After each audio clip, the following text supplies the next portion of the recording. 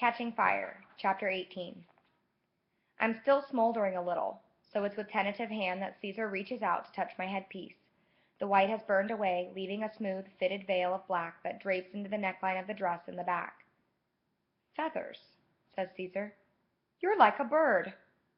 A mockingjay, I think, I say, giving my wings a small flap. It's the bird on the pin I wear as a token. A shadow of recognition flickers across Caesar's face, and I can tell he knows that the mockingjay isn't just my token, that it's come to symbolize so much more, that what will be seen as a flashy costume change in the capital is resonating in an entirely different way throughout the districts, but he makes the best of it. Well, hats off to your stylist. I don't think anyone can argue that's not the most spectacular thing we've ever seen in an interview. Cinna, I think you better take a bow.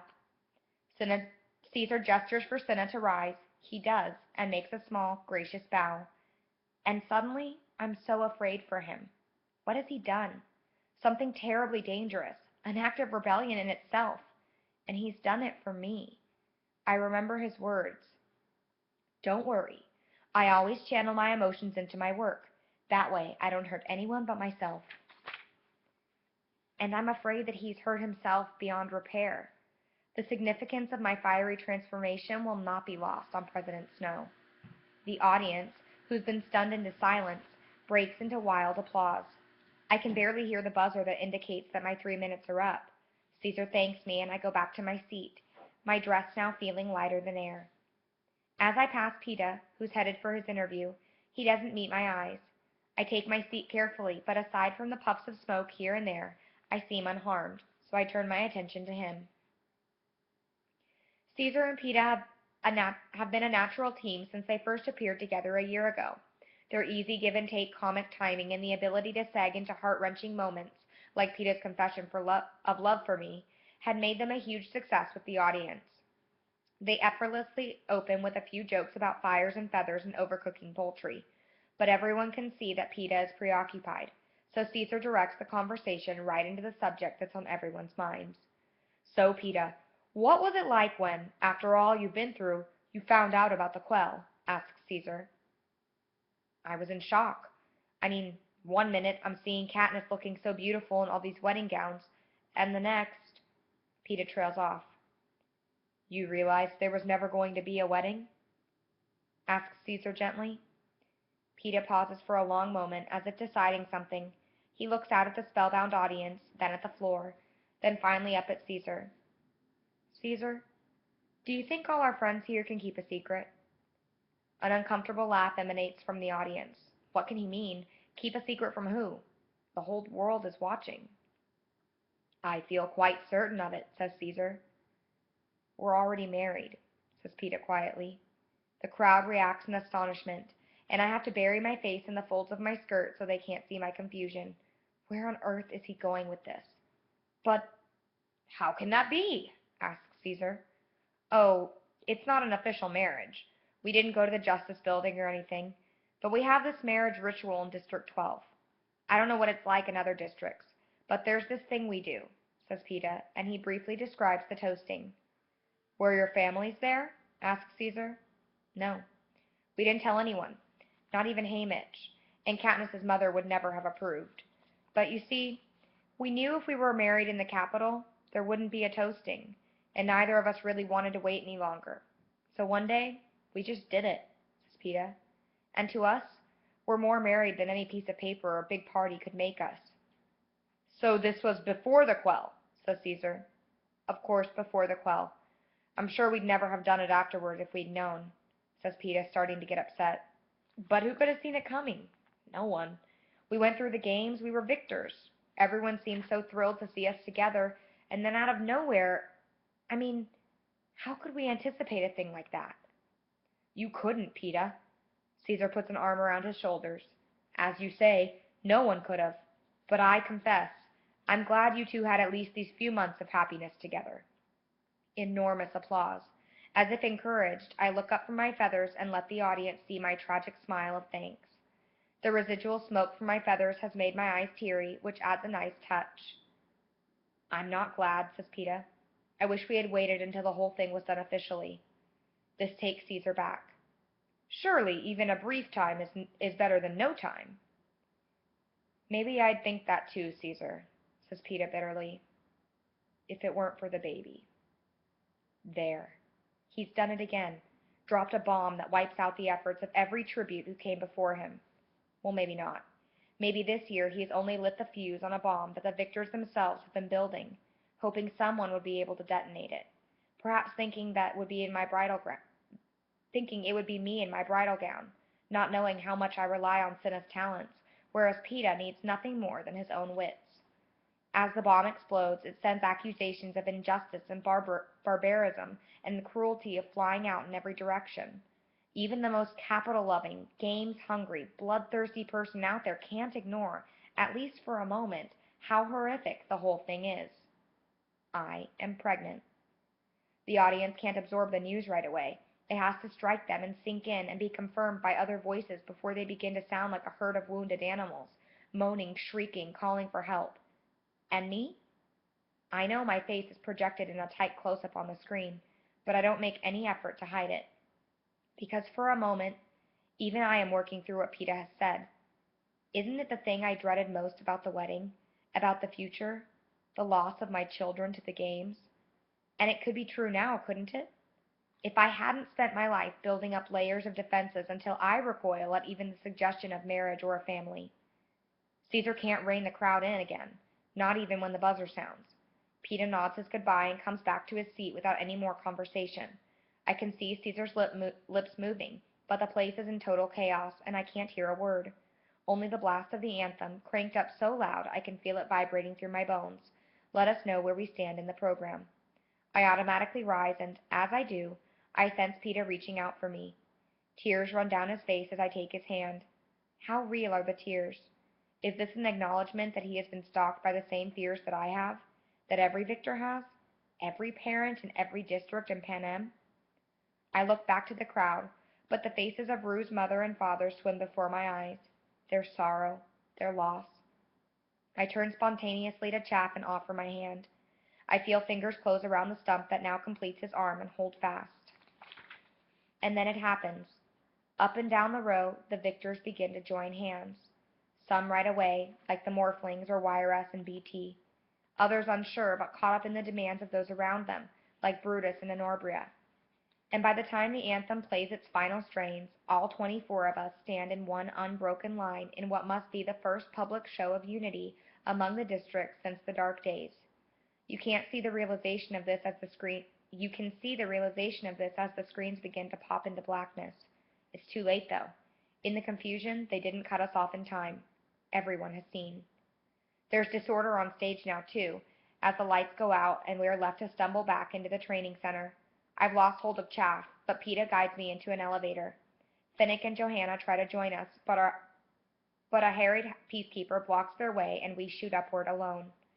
The moment we step off the elevator, Peeta grips my shoulders. There isn't much time, so tell me, is there anything I have to apologize for? Nothing, I say. It was a big leap to take without my okay, but I'm just as glad that I didn't know, didn't have time to second guess him, to let any guilt over Gale detract me from how I really feel about what Peeta said, which is empowered. Somewhere, very far off, is a place called District 12, where my mother and sister and friends will have to deal with the fallout from this night. Just a brief hovercraft ride away is an arena where tomorrow, Peeta and I and the other tributes will face our own form of punishment. But even if all of us meet terrible ends, something happened on that stage tonight that can't be undone. We victors staged our own uprising, and maybe, just maybe, the Capitol won't be able to contain this one. We wait for the others to return, but when the elevator opens, only Haymitch appears. It's madness out there.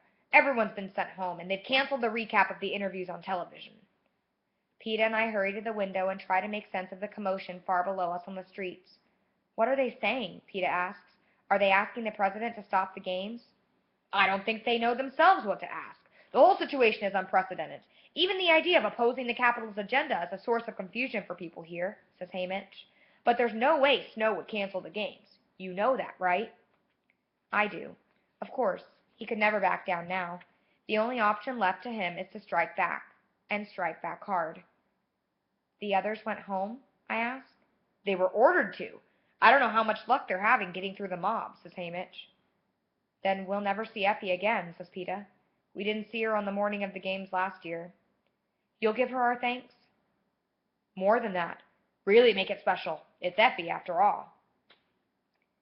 Tell her how appreciative we are and how she was the best escort ever, and tell her we send our love. For a while we just stand there in silence, delaying the inevitable. Then Hamish says it. I guess this is where we say our goodbyes as well. Any last words of advice? Peeta asks. Stay alive, Hamish says gruffly. That's almost an old joke between us now. He gives us each a quick embrace, and I can tell it's all he can stand. Go to bed. You need your rest. I know I should say a whole bunch of things to Hamish, but I can't think of anything he doesn't already know, really. And my throat is so tight I doubt anything would come out anyway. So once again, I let Peeta speak for us both. You take care, Hamish, he says. We cross the room, but in the doorway, Hamish's voice stops us. Katniss, when you're in the arena, he begins. Then he pauses. He's scowling in a way that makes me sure I've already disappointed him. What? I ask defensively. You just remember who the enemy is, Hamish tells me. That's all. Now go on, get out of here. We walk down the hallway. Peeta wants to stop by his room to shower off the makeup and meet me in a few minutes, but I won't let him. I'm certain that if a door shuts between us, it will lock and I'll have to spend the night without him. Besides, I have a shower in my room. I refuse to let go of his hand. Do we sleep? I don't know. We spend the night holding each other, in some halfway land between dreams and waking, not talking, both afraid to disturb the other and hope that we'll be able to store up a few precious minutes of rest. Cinna and Portia arrive with the dawn, and I know Peeta will have to go. Tributes enter the arena alone. He gives me a light kiss. See you soon, he says. See you soon, I answer. Cinna, who will help dress me for the games, accompanies me to the roof. I'm about to mount the ladder to the hovercraft when I remember. I didn't say goodbye to Portia. I'll tell her, says Cinna. The electric current freezes me in place on the ladder until the doctor injects the tracker into my left forearm. Now they will always be able to locate me in the arena. The hovercraft takes off, and I look out the windows until they black out. Cinna keeps pressing me to eat, and when that fails, to drink. I manage to keep sipping water, thinking of the days of dehydration that almost killed me last year, thinking of how I will need my strength to keep Peeta alive. When we reach the launch room at the arena, I shower. Cinna braids my hair down my back and helps me dress over simple undergarments. The year's tribute outfit is a fitting blue jumpsuit made of very sheer material that zippers up the front. A 6-inch wide padded belt covered in shiny purple plastic. A pair of nylon shoes with rubber soles. What do you think? I ask, holding out the fabric for Cinna to examine. He frowns as he rubs the thin stuff between his fingers. I don't know. It will offer little in the way of protection from cold or water. Sun? I ask, picturing a burning sun over a barren desert. Possibly, if it's been treated, he says. Oh, I almost forgot this. He takes my gold Mockingjay pin from his pocket and fixes it to the jumpsuit. My dress was fantastic last night, I say. Fantastic and reckless. But Cinna must know that. I thought you might like it, he says with a tight smile. We sit as we did last year, holding hands until the voice tells me to prepare for the launch. He walks me over to the circular metal plate and zips up the neck of my jumpsuit securely. Remember, girl on fire, he says. I'm still betting on you. He kisses my forehead and steps back as the glass cylinder slides down around me. Thank you, I say, although he can't possibly hear me. I lift my chin, holding my head high the way he always tells me to, and I wait for the plate to rise. But it doesn't. And it still doesn't. I look at Cinna, raising my eyebrows for an explanation. He just gives his head a slight shake, as perplexed as I am. Why are they delaying this? Suddenly, the door behind him bursts open, and 3 peacekeepers spring into the room. 2 pin Cinna's arms behind him and cuff him while the 3rd hits him in the temple with such force that he is knocked to his knees. But they keep hitting him with metal-studded gloves, opening gashes on his face and body. I'm screaming my head off, banging on the unyielding glass, trying to reach him. The peacekeepers ignore me completely as they drag Cinna's limp body from the room. All that's left are the smears of blood on the floor. Sickened and terrified, I feel the plate begin to rise. I'm still leaning against the glass when the breeze catches my hair and I force myself to straighten up. Just in time, too, because the glass is retreating and I'm standing free in the arena. Something seems to be wrong with my vision. The ground is too bright and shiny and keeps undulating. I squint down at my feet and I see the metal plate is surrounded by blue waves that lap over my boots. Slowly I raise my eyes and take in the water spreading out in every direction. I can only form one clear thought. This is no place for a girl on fire.